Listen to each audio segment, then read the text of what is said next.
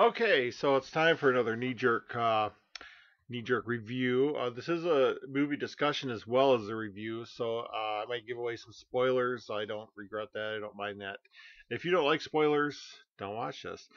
I just finished watching The Jungle Book, and I'm glad I did. My last couple of movie reviews, I had to tear the movies apart. They stunk. They were awful.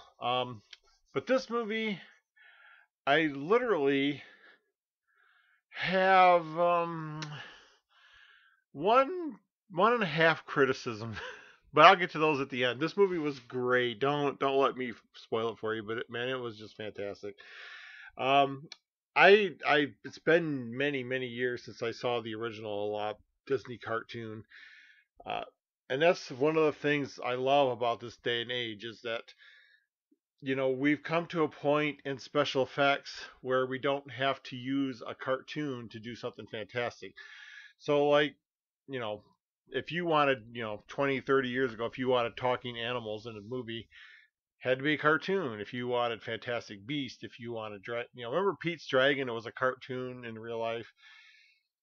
That's the kind of special effects you had back in my day. So seeing a movie like this is really refreshing because I did not. I always I have the eye. I spot every flaw in CGI. If there's a missing frame, if there's a weird rendering, or if there's something on, I will spot it. And I didn't spot nothing in this movie. It completely immersed me. I love a movie that takes me from reality and does not remind me of reality.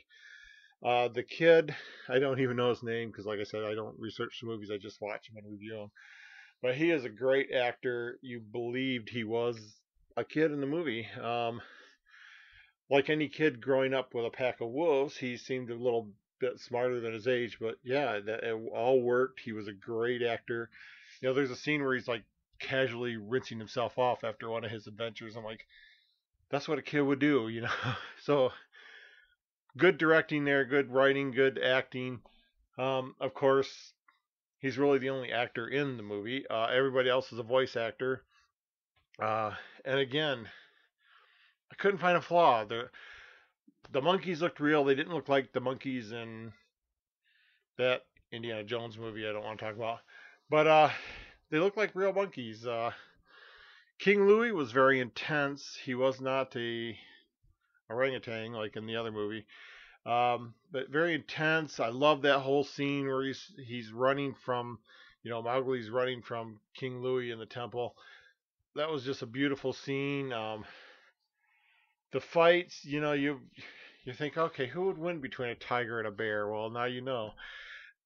I mean, it's just beautifully done, and I would highly recommend this movie.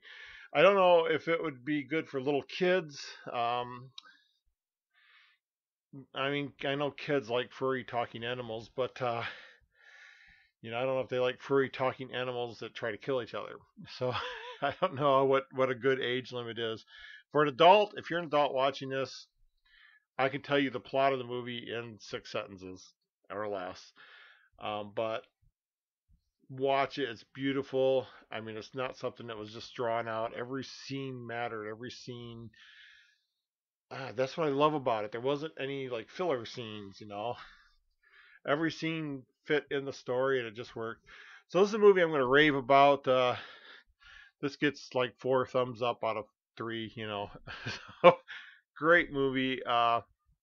Again, the child actor was just great in it. The animals, you really believed you were watching talking animals. And when I was a kid, I remember hearing that Law of the Jungle that they talk about. And I don't know if it was common and because Rudyard Kipling wrote the Jungle Book, and did he use that from somewhere, or did I hear it from someone who got it from the Jungle Book? But that whole story about how in a drought, when the water dries up, there's kind of a truce among animals. They can all come drink from the water without eating each other, at the water hole. So, and it was really beautifully done because even like Shere Khan is the evil tiger. He's the one out to kill Mowgli, and even in the beginning when he meets Mowgli at the water hole, he honors that law of the jungle, and so you just get this feeling that this is the jungle and this is the law of the jungle and these animals are all honorable, and even though he's a bad guy, he's an honorable bad guy.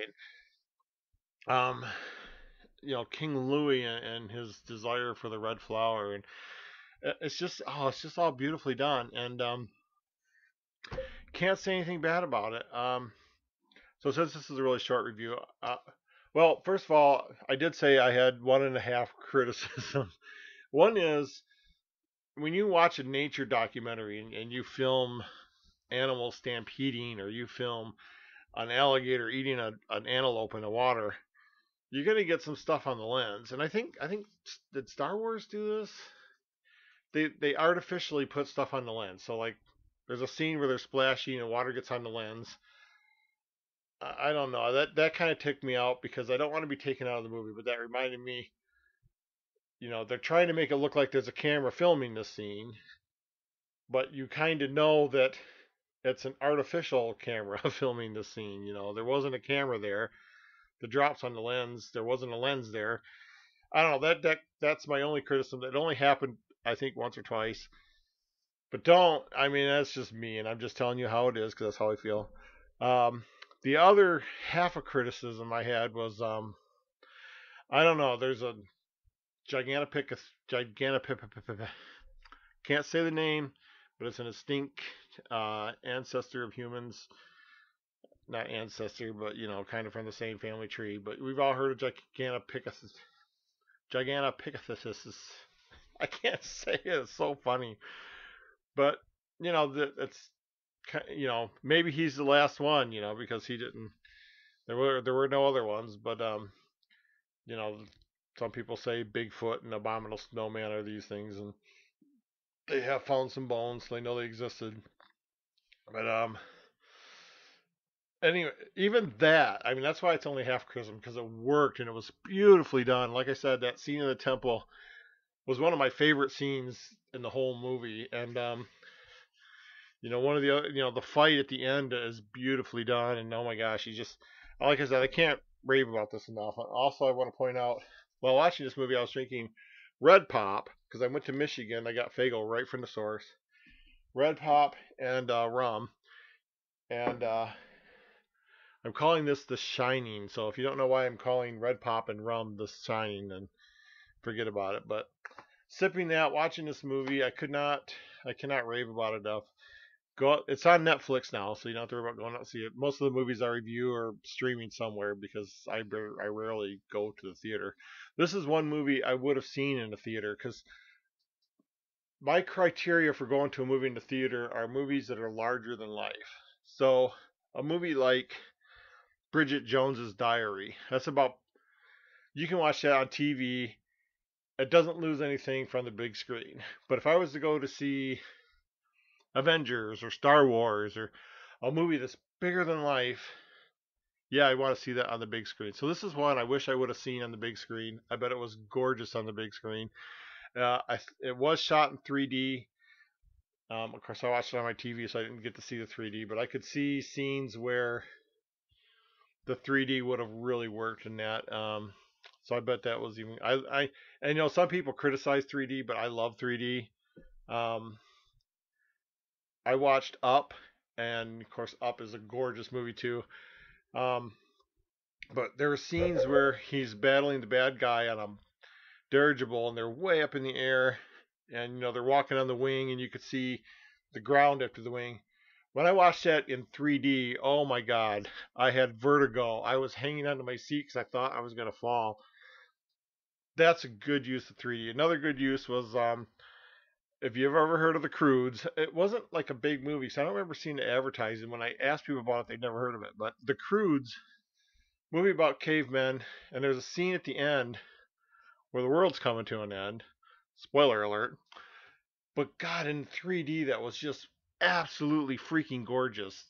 Because there's mountains sliding into the valleys, and there's these big plumes of volcanoes erupting and clouds of dust, and God, in 3D, that was gorgeous. And when I watched it on my TV, I thought, I wonder if this scene is going to be as gorgeous on the TV than it was in the movie. It didn't even come close. The Croods, if that ever came out in the theaters again in 3D, I'd go see it again because that movie was just made for 3D. But anyway, I digress. I'll wrap it up. Jungle Book, go see it. Can't say a bad word about it. Perfect movie. Uh, good movie to watch. It's kind of a mindless movie because you don't have to, when you watch Star Wars Episode 1, was it, where they had plots and senators and you can't. I'm like, whoa, you can't follow this movie.